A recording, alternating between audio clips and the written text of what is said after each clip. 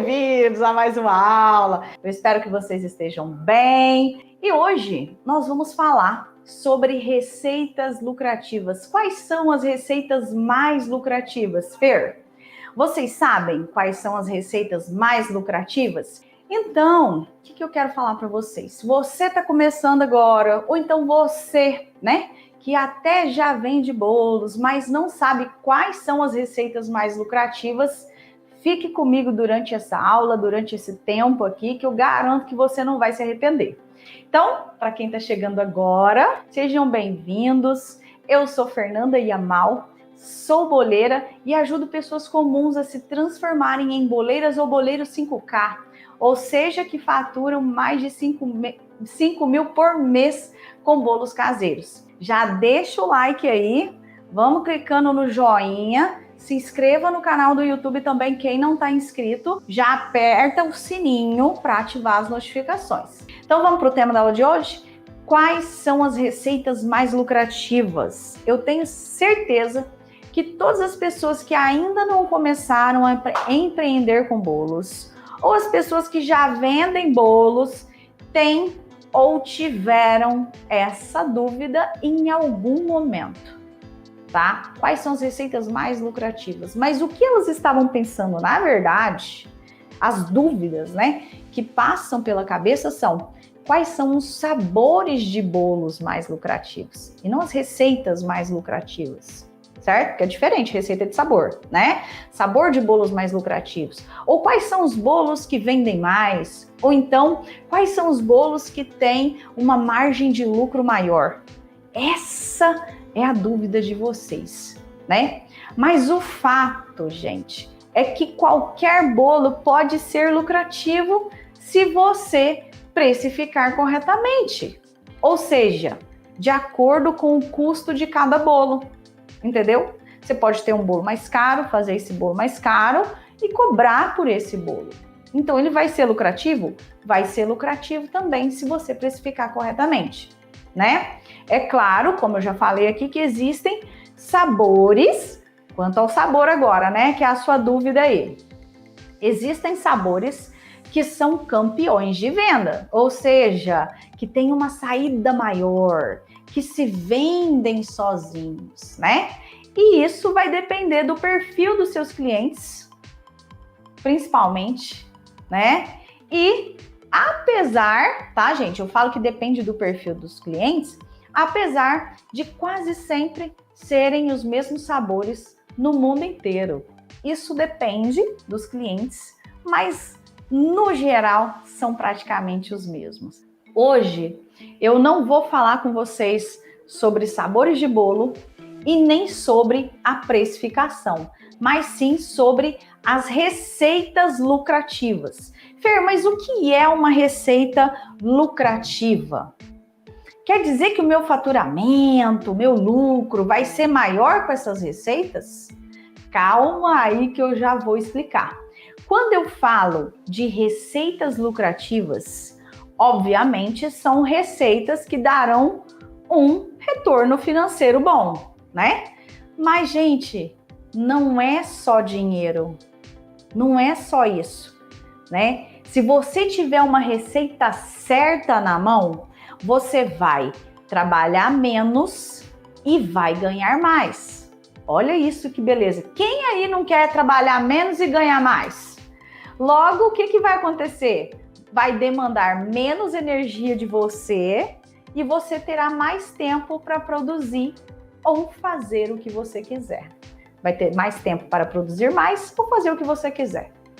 E quando eu falo em otimização de tempo, que é isso que eu acabei de falar, se você consegue produzir mais em menos tempo, aí sim, né, gente? Isso sim é precioso. Por quê? Porque tempo é vida. Isso sim é lucro. Não é verdade? Então não é só dinheiro. E por isso, quando eu falo em receitas lucrativas, eu não quero dizer somente ganhar mais. Eu não estou falando só de dinheiro. Eu estou falando de mais dinheiro, mais tempo para fazer suas coisas, mais tempo para se dedicar aos estudos, por exemplo, mais tempo para se dedicar aos seus filhos, mais tempo para descansar, mais tempo para você. tá? E quais são essas receitas lucrativas? Como assim? Eu poderia chegar aqui e falar para vocês, façam essas receitas e pronto. Mas a minha intenção aqui não é que vocês só façam porque eu estou dizendo, mas sim de ensinar vocês a pensarem como boleiras e boleiros profissionais. Eu quero ensinar vocês a identificarem uma receita lucrativa. Sempre pensar como uma empreendedora e sempre planejar a sua rotina, porque com receitas lucrativas a gente consegue sim lucrar mais, ter mais tempo, planejar a nossa rotina, economizar dinheiro, enfim, tudo isso, né? Então, é isso que eu quero ensinar aqui, tá bom? São as receitas, essas receitas lucrativas, são as receitas que eu chamo de receitas inteligentes. Vocês já ouviram falar em receita inteligente? Existe. É sério, Fer, que existe receitas inteligentes? Existem sim. E quais são? Como é que funciona, né? Como são essas receitas inteligentes? Veja bem, receitas inteligentes, eu já até falei sobre isso aqui, falo sempre, tá? Porque é um assunto muito frequente, que muitas pessoas têm dúvida. Então, tanto para as alunas, né, que de repente perdeu essa aula, ou então para quem está chegando agora, quem vai começar agora, é importante saber que uma receita inteligente é uma receita prática e de baixa complexidade. São receitas que você consegue desenvolver em no máximo 2 processos. Nossa, Fê, mas como assim no máximo 2 processos? Processos, etapas, né? Receitas que podem ser preparadas, por exemplo, à mão, sem necessitar de batedeira, de equipamentos. Elas têm um modo de preparo simples. Não é fácil, é simples, tá? Você pode até falar assim, ai não, as receitas da Fer são super fáceis, mas eu não gosto dessa palavra fácil. Porque quando a gente fala fácil, a gente, sei lá, vem na minha cabeça, eu não sei vocês, mas vem na minha cabeça que é só jogar todos os ingredientes ali e pronto. E não, existe uma técnica, existe um processo para você chegar num bolo perfeito, né? Então, o modo de preparo, ele tem que ser simples, certo? E a maioria das minhas receitas são feitas assim, em 2 etapas. Sabe como? A gente bate a emulsão, mistura farinha e fermento, coloca na forma. Não tem essa de, vamos bater a manteiga com açúcar até virar aquele creme fofo, depois acrescenta os líquidos, depois acrescenta os secos, depois não sei o que, forma. Não, bateu tudo no liquidificador, os líquidos, né? Aí você coloca farinha, coloca fermento e forno. Então, a maioria são assim. Então, dessa forma, né, você consegue se planejar e produzir em grande escala aí dentro da sua casa. Por que eu tô falando isso? Porque em datas comemorativas, né, então a gente consegue produzir em grande escala muitos bolos dentro de casa, no forno aí que você tiver, com as formas que você tiver. Não precisa estar numa mega cozinha profissional, tá? Outra coisa, as receitas inteligentes são versáteis. São receitas que combinam com várias coberturas. Receitas que você pode usar como base para outros bolos. Fer, fala sério. Então quer dizer que você faz aí todos os seus bolos com uma receita base? Nossa, que falta de criatividade, né? Gente, não, eu não faço todas as minhas receitas com um bolo base, não é isso. Mas tem sim um módulo lá no meu curso que tem mais de 10 sabores de bolo que eu faço com um bolo base. Isso não é nem de longe falta de criatividade, muito pelo contrário. Isso é desenvolver receitas, isso é ter criatividade. E isso é ser inteligente. Por quê? Porque dessa forma você trabalha menos e produz mais. E outra coisa, não deixa a desejar em nada no sabor. São bolos super saborosos. E claro, existem sim as receitas próprias, como eu falei, não são todas as receitas que derivam de um bolo base, né? Tem as receitas particulares, mas eu tenho sim um módulo lá no curso que eu faço mais de 10 receitas com um bolo base, tá? Outra coisa, como que é aí uma receita inteligente, né? Essa receita inteligente, ela tem que ser de baixo custo. Uai, Fer, mas você não falou que eu posso vender um bolo caro e um bolo barato e ter lucro do mesmo jeito? Sim, você pode, com certeza. Mas qual você acha que será o seu maior volume? Quem gosta aqui de produto bom, bonito e barato? Todo mundo, né? Então, se você tem um baixo custo, eu tô falando fora das datas comemorativas, tá, gente?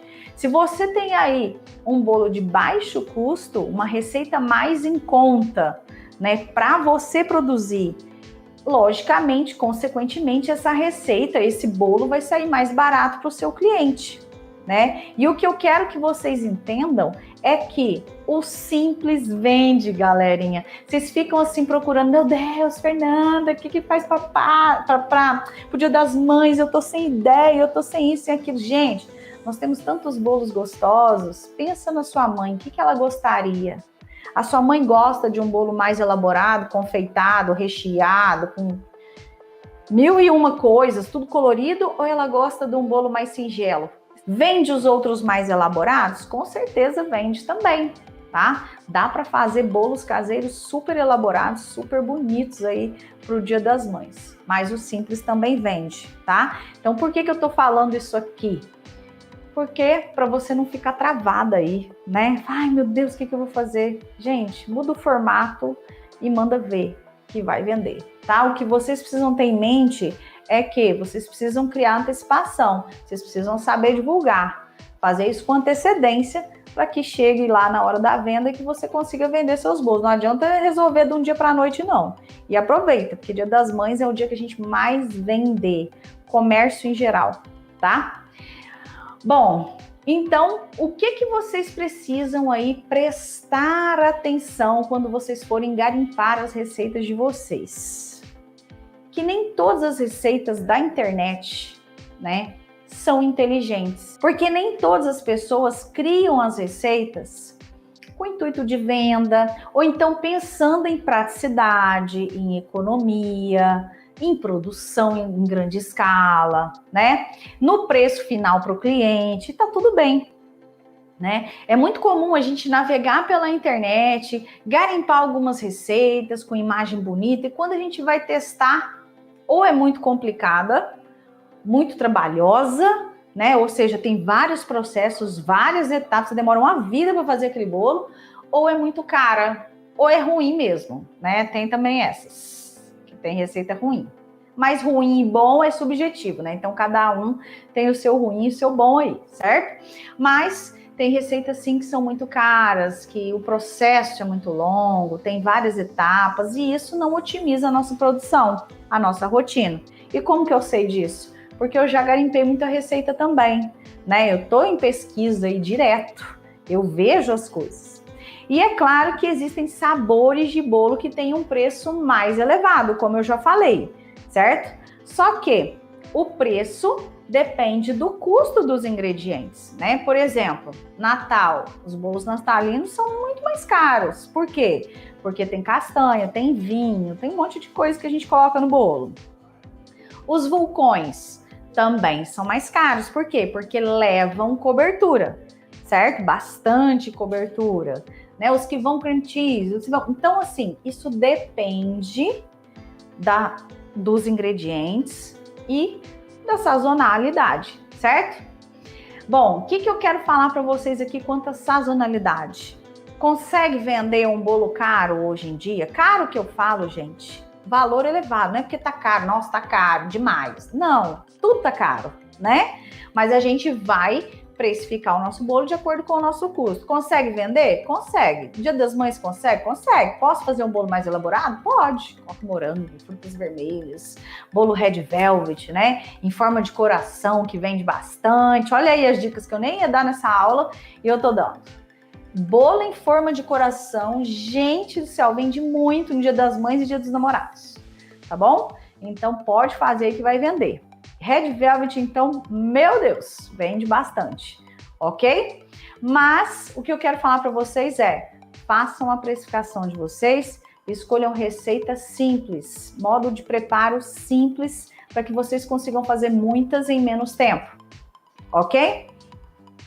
E o que eu queria falar aqui nessa aula de hoje é sobre receita. É ensinar você a se deparar com uma receita. Quando você se deparar com uma receita, você saber se o processo dela é simples, se ela realmente vai ser lucrativa, se você vai conseguir otimizar aí a sua rotina de trabalho, para ver se essa receita é realmente uma receita inteligente, tá? Olha a importância de você aprender aí com quem já esteve no campo de batalha, né? Porque toda vez que eu ia fazer um bolo, eu pensava no processo.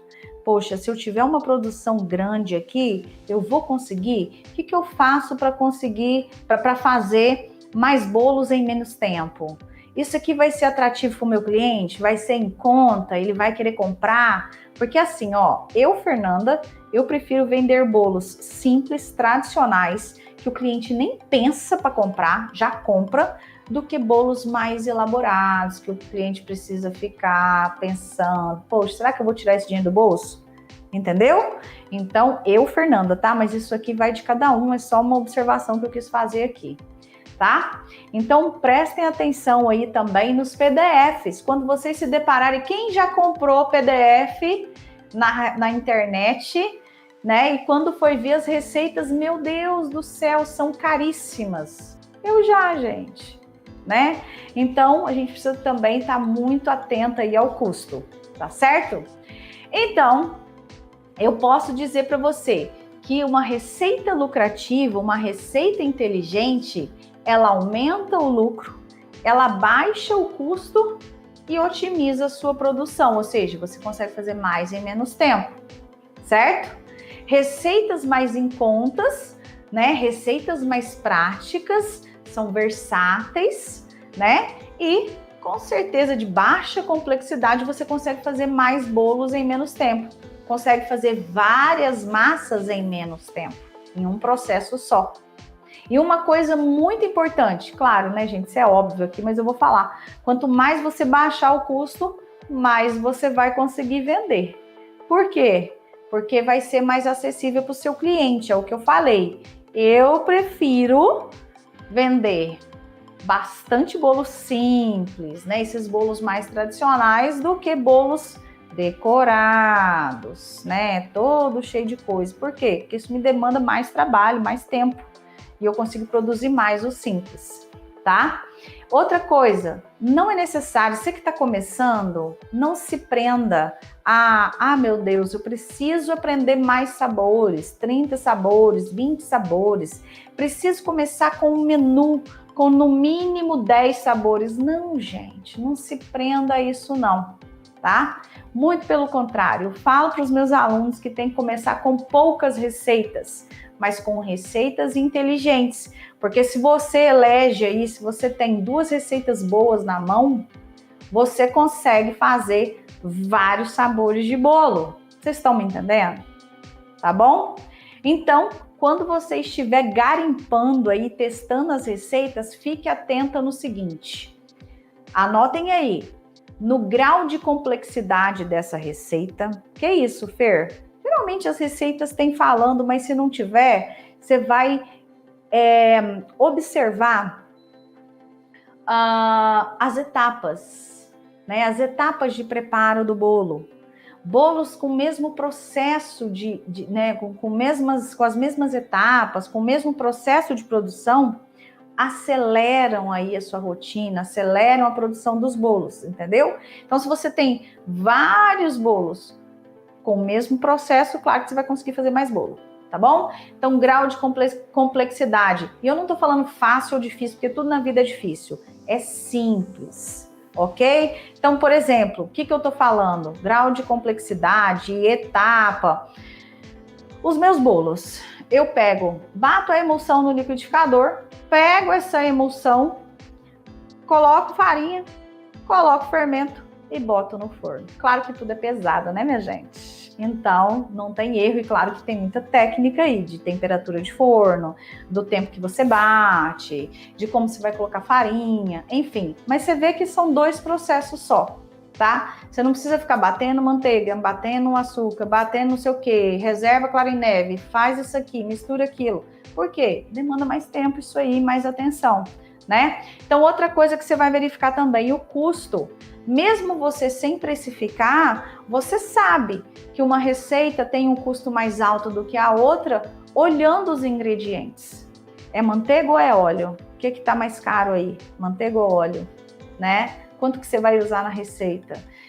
Tem castanha, não tem castanha? Tem leite condensado, não tem leite condensado? Cenoura que tá caro?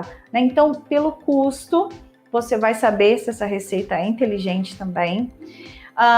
Você vai verificar nessa receita, no modo de preparo, a necessidade de equipamentos. Eu tô falando aqui em bater emulsão no liquidificador para economizar tempo, mas você pode bater a mão também. Agora, uma clara em neve, encorpada, fazer isso à mão, minha filha, haja ombro, haja braço, né? Então, você tem que ver isso também, tá? No modo de preparo.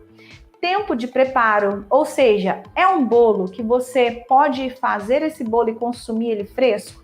Ou é um bolo que você vai ter que colocar na geladeira, que você vai ter que prensar esse bolo, que você vai ter que gelar esse bolo, entendeu? Então, você tem que ver o tempo de preparo.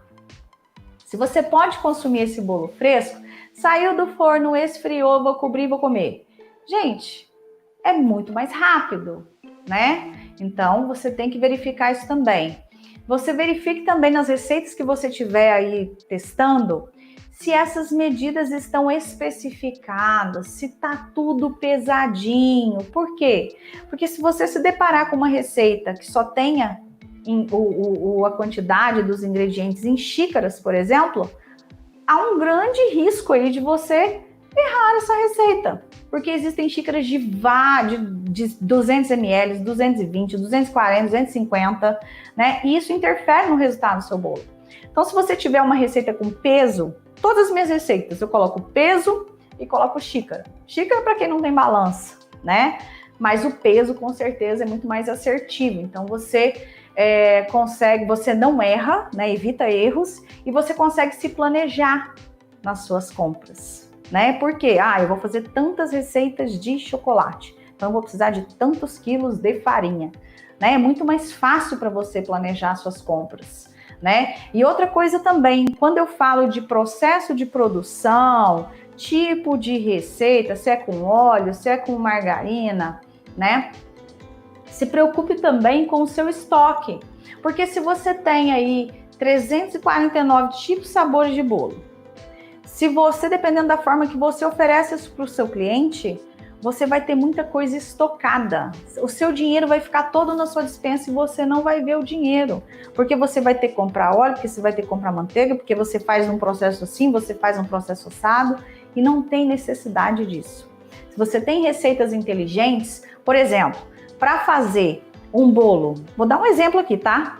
De, sei lá, mesclado, formigueiro, limão, que mais, gente? Agora fugiu. Coco.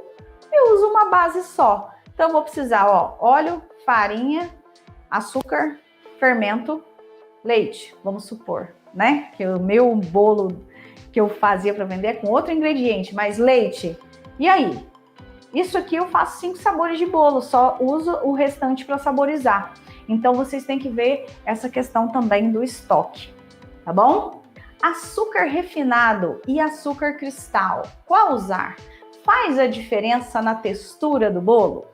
Veja bem, a gente sabe que o açúcar, independente de ser cristal ou refinado, ele dá sabor, ele auxilia na textura e ele auxilia também no crescimento do bolo, né? Tanto é que os bolos zero açúcar dificilmente crescem como os nossos bolos, né? Não crescem como os nossos bolos que contêm açúcar, certo?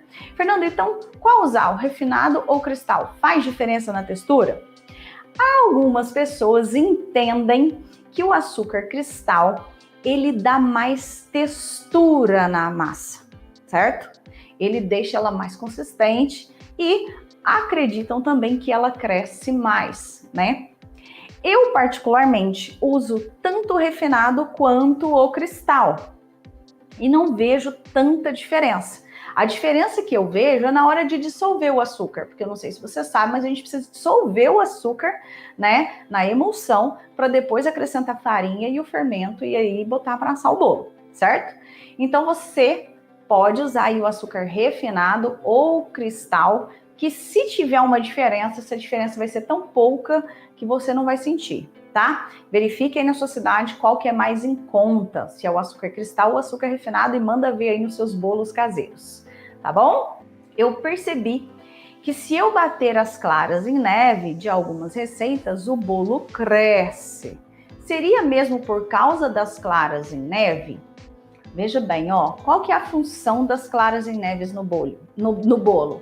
A gente sabe que as claras em neve são bolhas de ar, né? Então, sim, elas dão leveza à massa e deixam o bolo mais fofo. Então, de repente, um bolo que você pode até fazer o teste com os nossos bolos de nada. Faz ele com clara em neve e faz ele sem ser com clara em neve. Você vai ver que o bolo vai ficar um pouquinho mais fofinho, mais leve e pode até crescer um tiquinho a mais, tá bom? Então, com certeza, clara em neve faz essa diferença aí. Se eu colocar 5 formas no forno, eu devo aumentar um pouco a temperatura desse forno? E eu respondo para você o seguinte: não necessariamente, tá? O que acontece é que você colocou o forno para pré-aquecer, certo? E aí você vai abrir esse forno e vai colocar lá 5 formas de bolo, né? Então, o que acontece? Se você coloca só 2 formas, você abre e fecha, é rapidão.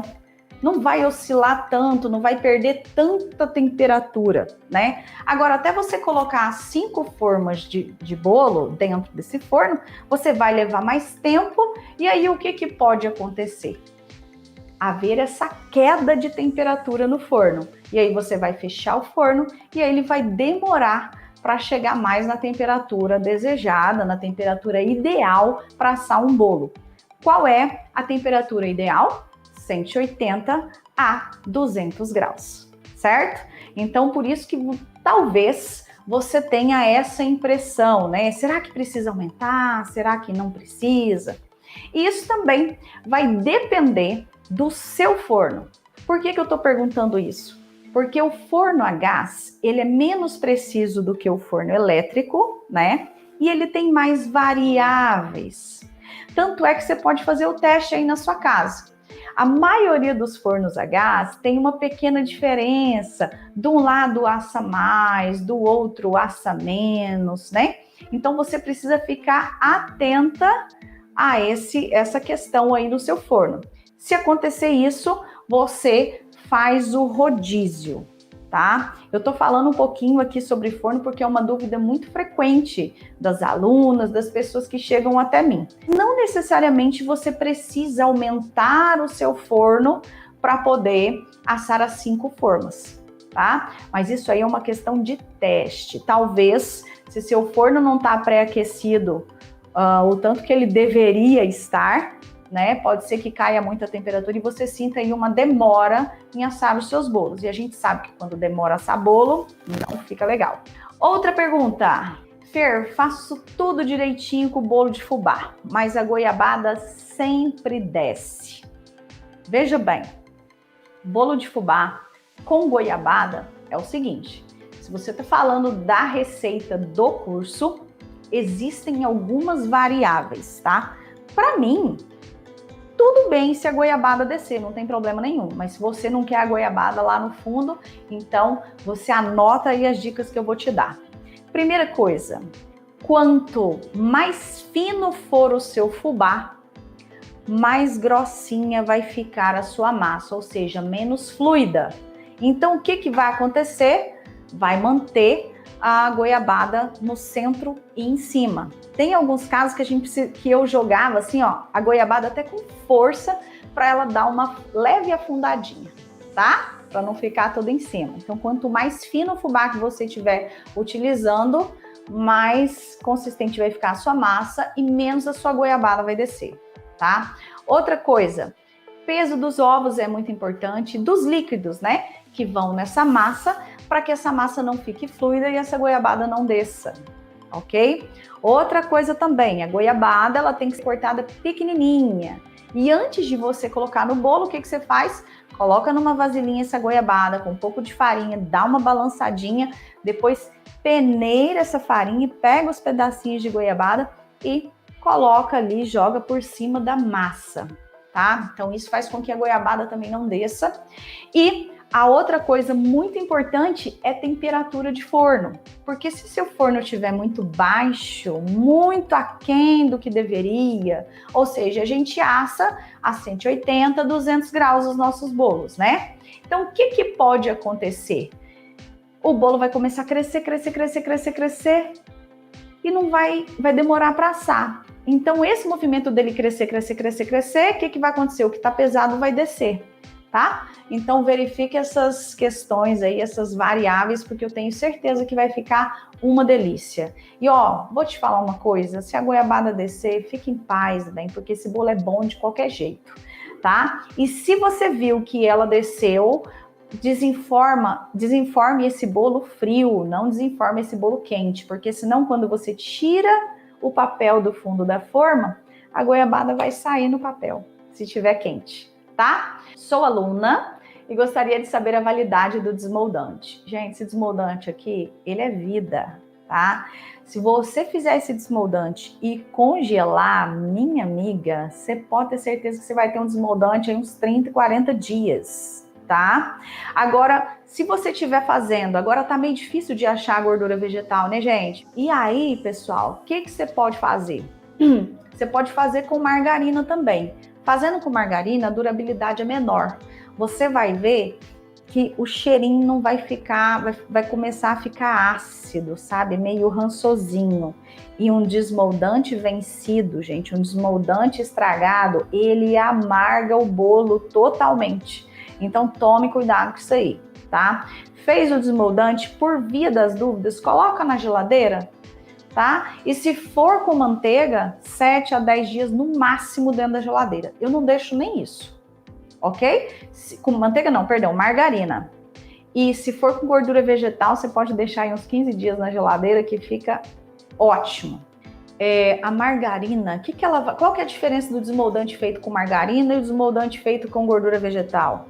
A margarina, ela deixa o bolo com uma casquinha moreninha em volta. Tá? Fica bonito também, fica bom também. Eu prefiro com gordura vegetal, que eu acho que até solta melhor, tá? Lembrando que se você fizer desmoldante com margarina com abaixo de 70% de lipídios, o seu bolo vai grudar. Então, faça o desmoldante com margarina com acima de 70%. Eu uso até 80% de lipídios.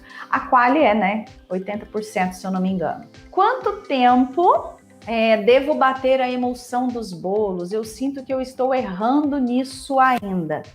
Veja bem, por que a gente bate a emulsão dos bolos?